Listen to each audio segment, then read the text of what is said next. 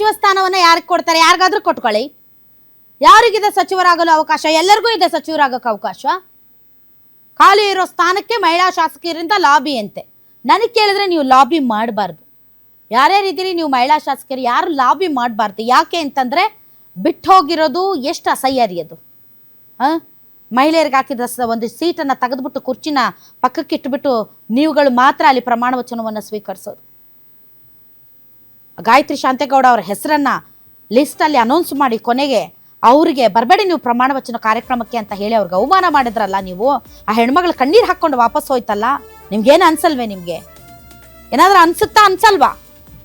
ಲಕ್ಷ್ಮೀ ಹೆಬ್ಬಾಳ್ಕರ್ ಅವರಿದ್ದಾರೆ. Already she has proved Har self. ಅವರು already ಈಗ ಮಹಿಳಾ ಮತ್ತು ಮಕ್ಕಳ ಕಲ್ಯಾಣ ಸಚಿವಾಲಯದಲ್ಲಿ ತುಂಬ ಚೆನ್ನಾಗಿ ಕೆಲಸ ಮಾಡಿದ್ದಾರೆ. 2 ತಿಂಗಳದ್ದು ಬಂದಿಲ್ಲ ಅಂತ ಇವ್ರೇನು 5,000 ಕೋಟಿ ಹೇಳ್ತಾ ಇದ್ದಾರೆ. ಅದು ಆರ್ಥಿಕ ಇಲಾಖೆ ಅದಕ್ಕೆ ಉತ್ತರ ಕೊಡಬೇಕು. ಅದನ್ನು ಸಿದ್ದರಾಮಯ್ಯನವ್ರು ಇಟ್ಕೊಂಡಿದ್ರು, ಸಿದ್ದರಾಮಯ್ಯನವ್ರು ಉತ್ತರ ಕೊಡಬೇಕು. ಅವ್ರನ್ನ ಬಲಿಕ ಬಕ್ರಾ ಮಾಡಿದ್ದಲ್ಲ ಲಕ್ಷ್ಮೀ ಹೆಬ್ಬಾಳ್ಕರ್ ಅವರನ್ನ. ಗಾಯತ್ರಿ ಶಾಂತೇಗೌಡ, ಅನ್ನಪೂರ್ಣ, ನಯನಾ ಮೋಟಮ್ಮ, ಉಮಾಶ್ರೀ ಇವರೆಲ್ಲರೂ ಕೂಡ ಲಾಬಿ ಮಾಡ್ತಾ ಇದ್ದಾರೆ ಅಂತ ಹೇಳ್ತಾ ಇದ್ದಾರೆ. ಬಟ್ ಒಂದು ಮಾತ್ರ ನೆನ್ಪಿಟ್ಕೊಳ್ಳಿ, ಖನಿಜಾ ಫಾತಿಮಾ, ಆರ್ತಿ ಕೃಷ್ಣ, ನಯನಾ ಮೋಟಮ್ಮ, ಅನ್ನಪೂರ್ಣ ತುಕಾರಾಂ, ಲಕ್ಷ್ಮೀ ಹೆಬ್ಬಾಳ್ಕರ್, ರೂಪಕಲಾ ಶಶಿಧರ್, ಇಷ್ಟು ಜನ ಇದ್ದಾರೆ. ಯಾರಿಗಾದ್ರೂ ಒಬ್ರು ಕೊಡ್ಬೋದಾಗಿತ್ತು. ನೀವು ಮೊದಲ 13 ಜನಕ್ಕೆ ಕೊಟ್ರಲ್ಲ, ಅವಾಗಲೇ ಒಬ್ಬ ಮಹಿಳೆಗೆ ಕೊಡಬೇಕಾಗಿತ್ತು. ಅಲ್ಲೂ ನೀವು ತಾತ್ಸಾರ ಮಾಡಿದ್ರಿ. ಹೋಗಲಿ ಬಿಡು, ಪಾಪ ಸೆಕೆಂಡ್ ಲಿಸ್ಟಲ್ಲಿ ಕೊಡಬಹುದು, ಸೀನಿಯರ್ಸ್ ಕೊಟ್ಟಿದ್ದಾರೆ ಅಂತ ಅಂದ್ಕೊಂಡ್ವಿ. ಬಟ್ ಸೆಕೆಂಡ್ ಲಿಸ್ಟಲ್ಲೂ ಕೂಡ ಹೆಣ್ಮಕ್ಳಿಗೆ ಕೊಡೋದು ಇಷ್ಟು ತಾತ್ಸಾರ, ಇಷ್ಟು ನಿರ್ಲಕ್ಷ್ಯ. ಅಬ್ಬಾಬಾಬಾ ಕಾಂಗ್ರೆಸ್ ಪಾರ್ಟಿ ಮುಂದಿನ ದಿನಗಳಲ್ಲಿ ಶಾಶ್ವತವಾಗಿ ನೀವು ಇತಿಹಾಸದಲ್ಲಿ ನಿಮ್ಮ ಒಂದು ಇವತ್ತಿನ ಈ ಒಂದು ನಡೆ ಏನಿದೆ ಅದು ನೆನಪಲ್ಲಿ ಇಟ್ಕೊಳ್ತಾರೆ. ಆ್ಯಂಡ್ ನಾನೊಂದು ಮಾತು ಹೇಳಕ್ಕೆ ಇಷ್ಟಪಡ್ತೀನಿ. ಡೆಫಿನೆಟ್ಲಿ ಇದು ಡಿ ಕೆ ಶಿವಕುಮಾರ್ ಅವರೇ, ನಿನ್ನೆ ಏನು ಪಟ್ಟಿ ಮೇಲೆ ಪಟ್ಟಿ ಬದಲಾವಣೆ ಆಯಿತೋ, ಐ ನೋ ಅದರಲ್ಲಿ ನಿಮ್ಮ ಪಾತ್ರ ಏನೂ ಇರಲಿಲ್ಲ ಅಂತ. ಅದು ಮುಖ್ಯಮಂತ್ರಿಗಳ ವಿವೇಚನಾತ್ಮಕವಾದಂಥ ಪರಮಾಧಿಕಾರ ಅಂತ ಹೇಳ್ತಾರೆ ಬಾಯಿ ಮಾತಿಗಷ್ಟೇ. ಬಟ್ ರಾಜ್ಯದ ಜನರಿಗೆ ಗೊತ್ತು ಯಾವ ರೀತಿ ನೀವು ಹೋಗಿ ರಾಹುಲ್ ಗಾಂಧಿ ಅವ್ರ ಮನೆ ಕಾಯಿದ್ರಿ, ಯಾವ ರೀತಿ ರಾಹುಲ್ ಗಾಂಧಿ ಅವರು 60 ದಿನದಿಂದ ನಿಮ್ಮನ್ನ ಆಟ ಆಡಿಸಿದ್ರು, ಯಾವ ರೀತಿ ರಾಹುಲ್ ಗಾಂಧಿ ಅವರು ನಿಮ್ಮ ಹತ್ರ ಪಟ್ಟಿ ತಗೊಂಡು ಆಮೇಲೆ ನಿಮ್ಮನ್ನ ಕಳಿಸಿ ಇದಕ್ಕಿದ್ದಂತೆ ಒಂದು ಪಟ್ಟಿ ಕಳಿಸಿದ್ರು ಅಂತ. ನಾಳೆ ಮುಂದಿನ ದಿನಗಳಲ್ಲಿ ಸುರ್ಜೇವಾಲಾ, ವೇಣುಗೋಪಾಲ್ ಅವ್ರನ್ನ ಯಾರು ನೆನ್ಪಿಟ್ಕೊಳ್ಳಲ್ಲ. ಡಿ ಕೆ ಶಿವಕುಮಾರ್ ಅವರು ನೀವು ಇದನ್ನ ಅರ್ಥ ಮಾಡ್ಕೊಳ್ಳಿ. ಸುರ್ಜೇವಾಲಾ ಅವರು ಮಿಸ್ಟೇಕ್ ಮಾಡಿದ್ದು, ಸುರ್ಜೇವಾಲಾ ಅವರು ಗಾಯತ್ರಿ ಶಾಂತೇಗೌಡ ಅವರ ಹೆಸರು ಹಾಕಿಬಿಟ್ರು. ಅದಾದ್ಮೇಲೆ ಸಿದ್ದರಾಮಯ್ಯನವರು ವಿರೋಧ ವ್ಯಕ್ತಪಡಿಸಿದ್ರು, ಅಥವಾ ನೀವು ವಿರೋಧ ವ್ಯಕ್ತಪಡಿಸಿದ್ರು, ಯಾರು ವಿರೋಧ ವ್ಯಕ್ತಪಡಿಸಿದ್ರು ಅವ್ರನ್ನ ಪ್ರಮಾಣ ವಚನಕ್ಕೆ ಬರಬೇಡಿ ಅಂತ ಹೇಳ್ಬಿಟ್ರಿ. ಸೊ ನಾಳೆ ಸುರ್ಜೇವಾಲಾ ಅವ್ರನ್ನ ಯಾರು ನೆನ್ಪಿಟ್ಕೊಳ್ಳಲ್ಲ, ವೇಣುಗೋಪಾಲ್ ಅವ್ರನ್ನು ಕೂಡ ಯಾರು ನೆನ್ಪಿಟ್ಕೊಳ್ಳಲ್ಲ. ಕರ್ನಾಟಕದ ಜನ ನೆನ್ಪಿಟ್ಕೊಳ್ಳಿ. ಡಿ ಕೆ ಶಿವಕುಮಾರ್ ಅವರೇ, ಸುರ್ಜೇವಾಲಾ ಅವರು ಮತ್ತು ವೇಣುಗೋಪಾಲ್ ಅವರು ತುಂಬಾ ದೊಡ್ಡ ಬ್ಲಂಡರ್ ಮಾಡಿಬಿಟ್ರು, ಹೆಸರಿಟ್ಟು ಮತ್ತೆ ತೆಗೆದಾಕ್ಬಿಟ್ರು, ಹೆಣ್ಮಕ್ಳಿಗೆ ಯಾವುದೇ ರೀತಿಯಂತ ಪ್ರಾತಿನಿಧ್ಯ ಕೊಡ್ಲಿಲ್ಲ ಅಂತ ನೆನಪಿಟ್ಕೊಳ್ಳಲ್ಲ. ಬದಲಾಗಿ ಡಿ ಕೆ ಶಿವಕುಮಾರ್ ಅವ್ರ ಕ್ಯಾಬಿನೆಟ್ ಅಲ್ಲಿ ಫಸ್ಟ್ ಲಿಸ್ಟ್, ಸೆಕೆಂಡ್ ಲಿಸ್ಟ್ ಅಲ್ಲಿ ಹೆಣ್ಮಕ್ಳಿಗೆ ಯಾವುದೇ ಗೌರವ ಕೊಡ್ಲಿಲ್ಲ, ಸ್ಥಾನಮಾನ ಪ್ರಾತಿನಿಧ್ಯ ಕೊಡ್ಲಿಲ್ಲ ಅನ್ನೋದನ್ನ ಈ ಕರ್ನಾಟಕದ ಜನ ನೆನ್ಪಿಟ್ಕೊಳ್ತಾರೆ. ಮತ್ತು ಈ ನಡೆಯನ್ನ ಇದು ಮಹಿಳಾ ಸಬಲೀಕರಣದ ವಿರೋಧಿ ಪಕ್ಷ ಅಷ್ಟೇ ಅಲ್ಲ, ಇದು ಪ್ರಜಾಪ್ರಭುತ್ವ ವಿರೋಧಿ ಪಕ್ಷ ಅಂತಾನು ಕೂಡ ಜನ ಇವತ್ತು ಮಾತಾಡ್ತಾ ಇದ್ದಾರೆ. ಯಾರೋ ಮಾಡಿದ ಪಾಪಕರ್ಮಗಳನ್ನ ನೀವು ಹೊತ್ಕೊಂಡು ತಿರುಗಬೇಡಿ. ಡಿ ಕೆ ಶಿವಕುಮಾರ್ ಅವರೇ, ನಿಮ್ಗೇನು ಬೇಕು ಅನ್ನೋದ್ರ ಬಗ್ಗೆ ನಿಮ್ಗೆ ಅರಿವಿದೆ. ನೀವು ಅಧಿಕಾರಕ್ಕೆ ಬಂದಾಗ ತುಂಬ ಸ್ಪೀಡಾಗಿ ಓಡೋದಕ್ಕೆ ಶುರು ಮಾಡಿದ್ರೆ, ಆದರೆ ಎಲ್ಲ ಒಂದು ಕಡೆ ವೇಣುಗೋಪಾಲ್, ಸುರ್ಜೇವಾಲಾ ಅವರು ಸ್ಪೀಡ್ ಬ್ರೇಕರ್ ಹಾಕಿ ನಿಮ್ಮನ್ನ ಹಿಂದಕ್ಕೆ ಎಳಿತಾ ಇದ್ದಾರೆ. ನೀವು ಮುಂದಕ್ಕೆ ಹೋಗಬೇಕು ಅಂತ ಒದ್ದಾಡ್ತಾ ಇದ್ದೀರಾ. ಅವ್ರು ಹಿಂದಕ್ಕೆ ಜಗ್ತಾ ಇದ್ದಾರೆ, ನೀವು ಓಡೋಕ್ಕಾಗದೆ ನೀವು ಒಂದು ಸ್ವಲ್ಪ ಹಾಲ್ಟ್ ಆದಂಗೆ ಕಾಣ್ತಾ ಇದೆ. ಬಟ್ ಈ ಒಂದು ಸಿಚುವೇಶನ್ ಹೀಗೆ ಕಂಟಿನ್ಯೂ ಆದರೆ ಡೆಫಿನೆಟ್ಲಿ ಮುಂದೆ 2028ಕ್ಕೆ ನೀವೇನು ಮತ್ತೆ ಮುಖ್ಯಮಂತ್ರಿ ಆಗಬೇಕು ಅಂತ ಕನಸು ಕಾಣ್ತಾ ಇದ್ದೀರಿ ಡಿ ಕೆ ಶಿವಕುಮಾರ್ ಅವರೇ. ಐ ಡೋಂಟ್ ನೋ, ಈ ಥರ ಸ್ಪೀಡ್ ಬ್ರೇಕರ್ಸ್ ವೇಣುಗೋಪಾಲ್, ಸುರ್ಜೇವಾಲಾ ಅಂತ ಸ್ಪೀಡ್ ಬ್ರೇಕರ್ಸ್ ಇದ್ರೆ ನೀವು ಓಡೋದು ಸ್ವಲ್ಪ ಕಷ್ಟ ಆಗ್ಬಹುದೇನೋ.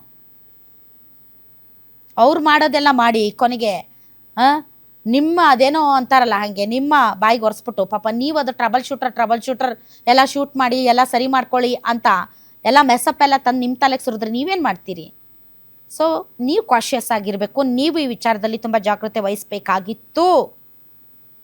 ನಾವು ಕೊಟ್ಟು ಕಳಿಸ್ತೀವಿ ಇಷ್ಟು ಅಂತ ಅಂದು ರಾತ್ರಿ ಹೇಳಿ ಬೆಳಗ್ಗೆ ಯಾವ ಹೆಸರಿದೆ, ಏನಿದೆ, ಈ ಹೆಸರಿಂದ ಮುಂದಾಗಬಹುದಾದಂಥ ಪರಿಣಾಮಗಳೇನು, ಇದರಿಂದ ಮುಖ್ಯಮಂತ್ರಿಯಾಗಿ ನಾನು ಯಾವ ರೀತಿಯಾದಂತಹ ಒಂದು ಆರೋಪವನ್ನು ಎದುರಿಸಬೇಕಾಗುತ್ತೆ, ಯಾವ ರೀತಿಯಾದಂಥ ಪರಿಣಾಮಗಳನ್ನು ಎದುರಿಸಬೇಕಾಗುತ್ತೆ ಅಂತ ನೀವು ಆಲೋಚನೆ ಮಾಡಬೇಕಾಗಿತ್ತು. ಹೈಕಮಾಂಡ್ ಅಲ್ಲ ಇವತ್ತು ಯಾವ ರಾಹುಲ್ ಗಾಂಧಿ, ಸೋನಿಯಾ ಗಾಂಧಿ ಬಂದು ಇಲ್ಲಿ ಆಗಿರುವಂತಹ ಈ ಅಸಮಾಧಾನವನ್ನು ಅಥವಾ ಈ ಬಂಡಾಯವನ್ನು ಶಮನ ಮಾಡಲ್ಲ. ನೀವೇ ಮಾಡಬೇಕು, ನೀವೇ ಒದ್ದಾಡಬೇಕು. ಸೊ ಹೈಕಮಾಂಡ್ ಸರಿಯಾಗಿ ಚಪ್ಪಡಿ ಕಲ್ಲು ಎಳೆದಿದೆ. ಓಕೆ, ಈ ಬಗ್ಗೆ ಹೆಚ್ಚಿನ ಡೀಟೇಲ್ಸ್ ಕೊಡೋದಕ್ಕೆ ನಮ್ಮ ಪೊಲಿಟಿಕಲ್ ಸೀನಿಯರ್ ಕರೆಸ್ಪಾಂಡೆಂಟ್ ವೀರೇಶ್ ಧ್ವಾನಿ ನೇರ ಸಂಪರ್ಕಕ್ಕೆ ಬಂದಿದ್ದಾರೆ. ಎಸ್ ವೀರೇಶ್, ನನ್ನ ಧ್ವನಿ ತಮಗೆ ಕೇಳಿಸ್ತಾ ಇದ್ರೆ ಈ ಮಹಿಳೆಯರ ವಿಚಾರದಲ್ಲಿ ಅಲ್ಲ, ಮಹಿಳೆಯರ ವಿಚಾರದಲ್ಲಿ ರಾಜ್ಯದ ಜನ ಯಾವ ರೀತಿ ಮಾತಾಡ್ತಾ ಇದ್ದಾರೆ ಮತ್ತು ಯಾವ ರೀತಿಯಾಗಿ ರಾಜಕೀಯ ಪಡಸಾಲೆಯಲ್ಲಿ ವಿರೋಧ ವ್ಯಕ್ತವಾಗ್ತಾ ಇದೆ, ಒಂದು ಚಾರಿತ್ರಿಕವಾದಂತಹ ಒಂದು ಬ್ಲಂಡರ್ ಇದು ಅನ್ನೋದ್ರ ಬಗ್ಗೆ ಸ್ವತಃ ಮುಖ್ಯಮಂತ್ರಿಗಳಿಗೆ, ಮಾಜಿ ಮುಖ್ಯಮಂತ್ರಿಗಳಿಗೆ ಮತ್ತು ಈ ಒಂದು ಕಾಂಗ್ರೆಸ್ ಪಾರ್ಟಿಯ ಹೈಕಮಾಂಡ್ಗೆ ಅರಿವಿದೆಯಾ, ಗೊತ್ತಾಗ್ತಾ ಇದೆಯಾ ಜನಾಭಿಪ್ರಾಯ ಏನು ಅಂತ? ಕಿವಿ ಕಣ್ಣು ಇದೆಯಾ ಅವ್ರಿಗೆ? ಖಂಡಿತವಾಗಿಯೂ ರಾಧಾ, ಕಾಂಗ್ರೆಸ್ನ ಹೈಕಮಾಂಡ್ ಮತ್ತು ರಾಜ್ಯ ನಾಯಕರುಗಳು ಮಾಡಿರ್ತಕ್ಕಂಥ ಅತಿ ದೊಡ್ಡ ಬ್ಲಂಡರ್ ಅಂತ ಹೇಳಿದ್ರೆ ತಪ್ಪಾಗ್ಲಿಕ್ಕಿಲ್ಲ ಅಂತ ಹೇಳ್ಬೋದು. ಮಹಿಳೆಯರಿಗೆ ಸಚಿವ ಸ್ಥಾನ ಕೊಡೋ ವಿಚಾರದಲ್ಲಿ ಸಚಿವ ಸ್ಥಾನ ಕೇಳಿದಂಥ ಮಹಿಳೆಯರನ್ನ ಬಿಟ್ಟು ಗಾಯತ್ರಿ ಶಾಂತಗೌಡ ಅವ್ರನ್ನ ಹೆಸರನ್ನ ಆಯ್ಕೆ ಮಾಡಿದ್ದೇ ರಾಜ್ಯ ನಾಯಕರುಗಳಿಗೆ ಸಾಕಷ್ಟು ಶಾಕ್ ಆಗಿರುವಂಥದ್ದು. ಗಾಯತ್ರಿ ಶಾಂತಗೌಡ ಅವರು ಇನ್ನೂ ಸಹ ವಿಧಾನ ಪರಿಷತ್ನ ಸದಸ್ಯರಾಗಿನ ಪ್ರಮಾಣ ವಚನ ಸ್ವೀಕರಿಸುವುದಕ್ಕಿಂತ ಮುಂಚಿತವಾಗಿಯೇ ಅವರಿಗೆ ಸಚಿವ ಸ್ಥಾನ ಸಿಕ್ಕಿರೋದು ರಾಜ್ಯ ನಾಯಕರಿಗೆ ಬಹುದೊಡ್ಡದಂಥ ಶಾಕ್ ಆಗಿತ್ತು. ಆ ಹಿನ್ನೆಲೆಯಲ್ಲಿ ಅವರನ್ನ ಇದೀಗ ಸಚಿವರಾಗಿ ಪ್ರಮಾಣ ವಚನ ಸ್ವೀಕಾರ ಮಾಡೋದನ್ನು ತಡೆ ಹಿಡಿದಿರುವಂಥದ್ದು. ಸಚಿವ ಸ್ಥಾನವನ್ನು ಕೇಳುವಂಥದ್ರಲ್ಲಿ ಸಾಕಷ್ಟು ಮಹಿಳೆಯರು ಮುಂದಾಳತ್ವವನ್ನು ವಹಿಸಿ ನಮಗೆ ಸಚಿವ ಸ್ಥಾನ ಬೇಕು, ಮಹಿಳಾ ಕೋಟಾದಲ್ಲಿ ನಮಗೆ ಕೊಡಿ, ನಾವು ಕೆಲಸವನ್ನು ಮಾಡ್ತೀವಿ, ಕೆಲಸವನ್ನು ಮಾಡಿ ತೋರಿಸ್ತೀವಿ ಅನ್ನೋ ಒಂದು ಭರವಸೆ ಮತ್ತು ಮಾತುಗಳನ್ನು ಸಹ ಹೇಳಿದ್ರು. ಅದರಲ್ಲೂ ವಿಶೇಷವಾಗಿ ಲಕ್ಷ್ಮೀ ಹೆಬ್ಬಾಳ್ಕರ್ ಅವರಿಗೆ ಈ ಬಾರಿ ಸಚಿವ ಸಂಪುಟದಲ್ಲಿ ಸ್ಥಾನ ಸಿಗುತ್ತೆ ಅನ್ನೋ ಒಂದು ಮಾತುಗಳು ಕೇಳಿ ಬರ್ತಾ ಇದ್ವು. ಯಾಕಂತಂದ್ರೆ ಡಿ ಕೆ ಶಿವಕುಮಾರ್ ಅವರ ಸಚಿವ ಸಂಪುಟದಲ್ಲಿ ಎಲ್ಲ ಸಮುದಾಯಗಳಿಗೂ ಸಹ ಒಂದು ಪ್ರಾತಿನಿಧ್ಯ ಸಿಕ್ಕಿರುವಂಥದ್ದು. ಆದರೆ ಲಿಂಗಾಯತ ಸಮುದಾಯದಲ್ಲಿ ಅತಿ ಹೆಚ್ಚು ಶಾಸಕರುಗಳು ಆಯ್ಕೆಯಾಗಿರುವಂಥದ್ದು. ಅದರಲ್ಲೂ ವಿಶೇಷವಾಗಿ ಮಹಿಳಾ ಕೋಟಾದಲ್ಲಿ ಲಕ್ಷ್ಮೀ ಹೆಬ್ಬಾಳ್ಕರ್ ಅವರು ಆಯ್ಕೆ ಆಗಿರೋ ಹಿನ್ನೆಲೆಯಲ್ಲಿ ಲಕ್ಷ್ಮೀ ಹೆಬ್ಬಾಳ್ಕರ್ ಅವ್ರನ್ನ ಮುಂದುವರಿಸ್ತಾರೆ, ಅವ್ರನ್ನ ಎರಡನೇ ಪಟ್ಟಿಯಲ್ಲಿ ಅವರ ಹೆಸರು ಕೇಳಿ ಬರುತ್ತೆ ಅನ್ನೋದು ಸಾಕಷ್ಟು ಚರ್ಚಿತ ಕಾರಣವಾಗಿತ್ತು. ಲಕ್ಷ್ಮೀ ಹೆಬ್ಬಾಳ್ಕರ್ ಅವರ ಹೆಸರು ಸಹ ಫೈನಲ್ ಆಗಿದೆ ಅಂತ ಹೇಳಿ ಮೊನ್ನೆ ತಡರಾತ್ರಿವರೆಗೂ ಸಹ ಅವರ ಹೆಸರು ಕೇಳಿ ಬರ್ತಾ ಇತ್ತು. ಆದರೆ ಕೊನೆ ಕ್ಷಣದಲ್ಲಿ ಅವರ ಹೆಸರನ್ನ ಕೈ ಬಿಟ್ಟಿರೋದು ಸಹ ಸಾಕಷ್ಟು ಆಶ್ಚರ್ಯಚಕಿತರಾಗ್ತಾ ಇರುವಂಥದ್ದು. ಇನ್ನೊಂದು ಕಡೆ ಉಮಾಶ್ರೀ ಅವರು ಸಹ ನನಗೆ ಸಚಿವ ಸ್ಥಾನ ಬೇಕು ಅಂತ ಹೇಳ್ತಾ ಇದ್ದಾರೆ.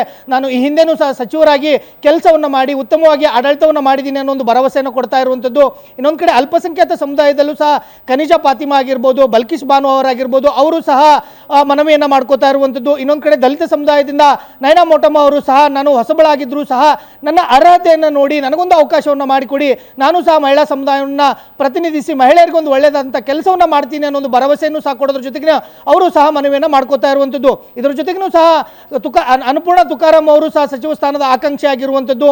ಅವರಿಗೆ ಸಿಗುತ್ತೋ ಇಲ್ವೋ ಅನ್ನೋದು ಇನ್ನೂ ಸಹ ಸಾಕಷ್ಟು ಚರ್ಚೆಗೆ ಕಾರಣವಾಗ್ತಾ ಇರುವಂಥದ್ದು. ಹೀಗೆ 8-9 ಮಹಿಳೆಯರು ನಾವು ಸದೃಢರಾಗಿದ್ದೀವಿ, ಮಹಿಳಾ ಸಮುದಾಯವನ್ನು ಪ್ರಾತಿನಿಧ್ಯ ಮಾಡ್ತೀವಿ, ನಮಗೆ ಸಚಿವ ಸ್ಥಾನ ಬೇಕು ಅಂತ ಕೇಳ್ತಾ ಇದ್ರು ಸಹ ಹೈಕಮಾಂಡ್ ನಾಯಕರುಗಳು ಮಾಡಿರ್ತಕ್ಕಂಥ ಬ್ಲಂಡರ್ ಮಿಸ್ಟೇಕ್ ಏನಿದೆ ಇದು ನಿಜಕ್ಕೂ ರಾಜ್ಯದ ಮಹಿಳೆಯರಿಗೆ ಮಾಡಿರ್ತಕ್ಕಂಥ ಒಂದು ಕಡೆ ಅವಮಾನ ಅನ್ನೋದಾದರೂ ಸಹ ಒಂದು ಸ್ಥಾನ ಮಾತ್ರ ಈ ಕ್ಷಣದವರೆಗೂ ಸಹ ಖಾಲಿ ಇರೋದ್ರಿಂದ ಆ ಸ್ಥಾನವನ್ನು ಮಹಿಳೆಯರಿಗೆ ಕೊಡೋದು ಪಕ್ಕ ಆಗಿರುವಂಥದ್ದು. ಹೀಗಾಗಿ ಮಹಿಳಾ ಕೋಟಾದಡಿ ಯಾವ ಶಾಸಕಿಯರು ಸಚಿವರು ಆಗ್ತಾರೆ ಅನ್ನೋದೇ ಇದೀಗ ಸಾಕಷ್ಟು ಚರ್ಚೆಗೆ ಕಾರಣವಾಗ್ತಾ ಇರುವಂಥದ್ದು. ರದಾ, ಥ್ಯಾಂಕ್ ಯು ವೀರೇಶ್, ನಿಮ್ಮ ಈ ಎಲ್ಲ ಮಾಹಿತಿಗಾಗಿ.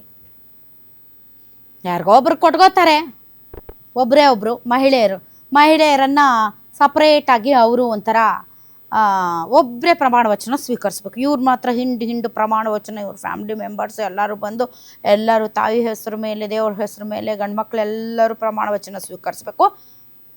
ಒಬ್ಬರು ಹೆಣ್ಮಗಳು ಮಾತ್ರ ಕಡೆಗೆ ಇವ್ರು ಪುರ್ಸೊತ್ತಾದಾಗ ಮಂತ್ರಿ ಮಾಡಿ ಅವ್ರ ಪ್ರಮಾಣ ವಚನ ಕಾರ್ಯಕ್ರಮ ಮೋಸ್ಟ್ಲಿ ಅಧಿವೇಶನದಲ್ಲೇ ಮಾಡ್ಬೋದು. 13ನೇ ತಾರೀಕಿಂದ ಆರಂಭ ಆಗುತ್ತೆ, ಅಲ್ಲೇ ಮಾಡಿಸ್ಬೋದು ಅಷ್ಟೇ.